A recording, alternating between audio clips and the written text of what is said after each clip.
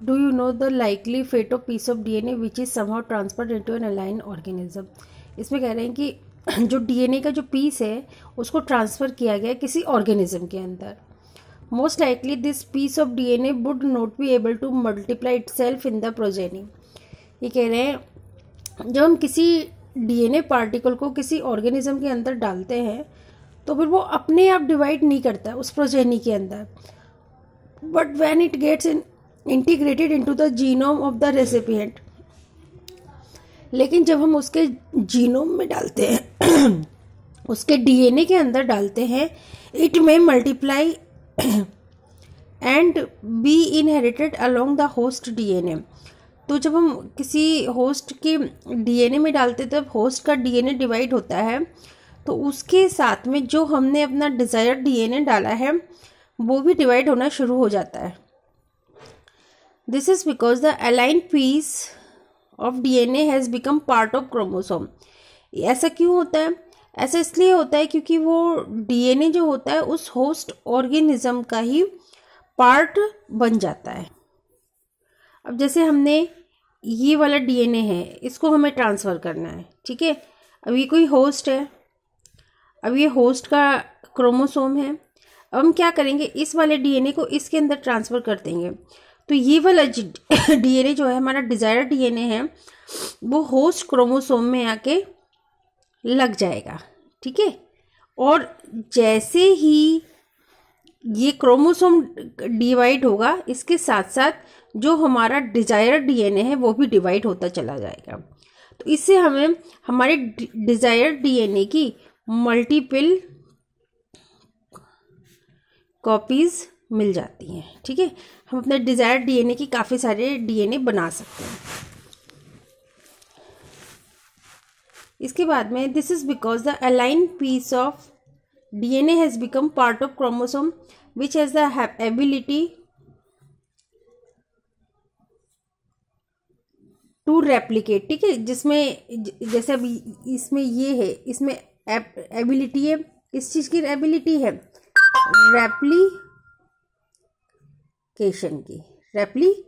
Replication मतलब एक से दो डीएनए बनना, ठीक है। फिर उनसे फिर से डीएनए बनना, तो रेप्लिकेट होना, इस तरीके से डुप्लीकेट होना। इसके बाद में है it needs to be part of chromosome which has the specific sequence known as origin of replication. In a chromosome there is a specific DNA sequence called the origin. अब क्रोमोसोम में एक जगह होती है, ठीक है, उस जगह को क्या बोलते हैं? ओरिजिन ऑफ रेप्लिकेशन और ओराई, ठीक है।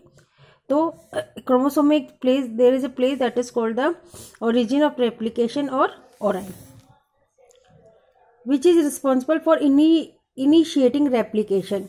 जो कि किसके लिए रिस्पॉन्सिबल है? रेप्लिकेशन के लिए, which is responsible for the replication which is specific sequence. This is aligned DNA is linked with the origin of replication so that aligned piece of DNA can replicate and multiply itself in the host organism. इसी ओराई reason पे आके हमारा desired DNA जुड़ जाता है, और जब ये मल्टीप्लाई करता है तो हमारा जो डिजायर्ड डीएनए होता है, ठीक है, डिजायर्ड डीएनए होता है वो भी मल्टीप्लाई करता है, और इस तरीके से हम अपने डिजायर्ड डीएनए से काफ़ी सारे डीएनए बना लेते हैं। This can be called as cloning और making multiple identical copies of an template DNA. इस प्रोसेस को, जो हम एक से इतने सारे डीएनए बना रहे हैं, इस प्रोसेस को बोलते हैं cloning. This process is called the cloning और making multiple identical copies of an template DNA, जिसमें हम एक डीएनए से काफ़ी सारे डीएनए बनाते हैं। एक डीएनए से हम काफ़ी सारे डीएनए बनाते हैं। इस प्रोसेस को क्या कहते हैं? क्लोनिंग कहते हैं। This process is called the cloning. अब इसके बाद में let us now focus on the first instance of the construction of artificial recombinant DNA molecule. अब हम जो अपना नेक्स्ट टॉपिक हम जो कर रहे हैं उसमें क्या देख रहे हैं, artificial recombinant DNA molecule. The construction of the first recombinant DNA emerge from the possibility of linking a gene encoding antibiotic resistant with in native plasmid. ये कह रहे हैं कंस्ट्रक्शन बना रहे हैं हम फर्स्ट रिकॉम्बिनेंट डीएनए को बना रहे हैं, emerge from the possibility of, इसमें पॉसिबिलिटी कर रहे हैं ऑफ लिंकिंग अ जीन, एक जीन को जोड़ रहे हैं, एनकोडिंग एंटीबायोटिक रेजिस्टेंस, जो वो जीन कैसी है, एंटीबायोटिक रेजिस्टेंस है, विद इन नेटिव प्लाज्मिड, किसके साथ जोड़ रहे हैं, प्लाज्मिड के साथ। अब देखो बच्चों, जैसे ये बैक्टीरिया है बैक्टीरिया में एक तो होता है डीएनए, एक यहाँ साइड में एक स्ट्रक्चर होता है जिसको बोलते हैं प्लाज्मिड। तो ये यहाँ पे यही कह रहे हैं कि a gene encoding antibiotic resistance within native plasmid. अगर हम प्लाज्मिड का स्ट्रक्चर देखें तो प्लाज्मिड में एक पार्ट ऐसा होता है जो जिसको क्या बोलते हैं, एंटीबायोटिक रेजिस्टेंस। इसको हम क्या बोलते हैं, एंटीबायोटिक रेजिस्टेंस हम इसको बोलते हैं। Within native plasmid autonomously replicating circular extra chromosomal DNA of Salmonella typhimurium. ठीक है, ये बैक्टीरिया का नाम है। Stanley Cohen and Herbert Boyer accomplished this in 1970 by isolating the antibiotic resistant gene by cutting out a piece of DNA from the plasmid. Cohen और Herbert ने 1972 में isolate किया था, किसको आइसोलेट किया था, एंटीबायोटिक रेजिस्टेंस जीन को, by cutting out a piece of DNA के पीस को कट करके, फ्रॉम ए प्लाज्मिड, एक प्लाज्मिड से, which was responsible for conferring antibiotic resistance, जो कि रिस्पॉन्सिबल थी एंटीबायोटिक रेजिस्टेंस के लिए। The cutting of DNA at specific location become possible with the discovery of the so called molecular scissor. ये कह रहे हैं जैसे कोई ये डीएनए है, इसको जो कट किया जाता है, ठीक है, कट जो हमें जो कट करना है वो किसके थ्रू किया जाता है, मॉलिकुलर सीजर। ठीक है, मॉलिकुलर सीजर। तो यही है, the cut piece of DNA was then linked with the plasmid DNA. Molecular scissor, इसको रेस्ट्रिक्शन एंजाइम भी कहते हैं। अब हमने क्या करा, इतने पार्ट को हमने कट कर दिया। ठीक है, सपोज ये कट किया, इस कट को अब हम किसके अंदर ट्रांसफर कर देंगे, प्लाज्मिड के अंदर। These plasmid DNA act as vector to transfer the piece of DNA attached to it. Vector क्या होता है, वेक्टर का मतलब होता है जो किसी पार्टिकल को एक जगह से दूसरी जगह ले जाता है। तो जो प्लाज्मिड डीएनए है यहाँ पर वो वेक्टर की तरह काम कर रहा है, और उसमें आके हमारा ये जो डिजायर्ड डीएनए हमने उसको जोड़ दिया। You probably know that mosquito act as an insect vector to transfer the malarial parasite into human body.